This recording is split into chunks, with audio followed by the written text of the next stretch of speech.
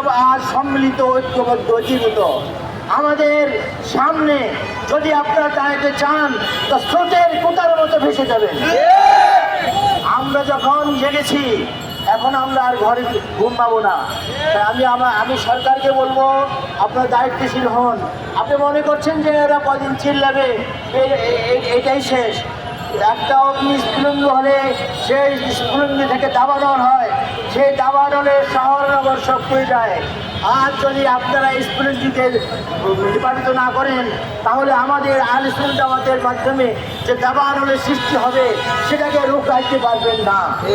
এই জন্য আমি মনে করি সকলের শুভ বিজয় হোক এবং সাইদপুরের মাজার শরীফ এখান থেকে স্মরণ করে কোনো কথা যেন না থাকে, যে যেখানে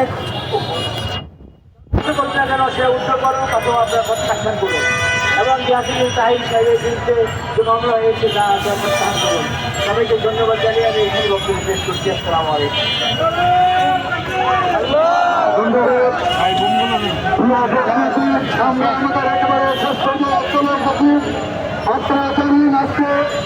একই সময়ে বাংলাদেশের চট্টগ্রাম প্রধানবাড়িয়া সহ অনেকগুলো খেলাতে একই বিষয়ের উপর মানববন্ধন, সারা দেশে মানববন্ধন হচ্ছে।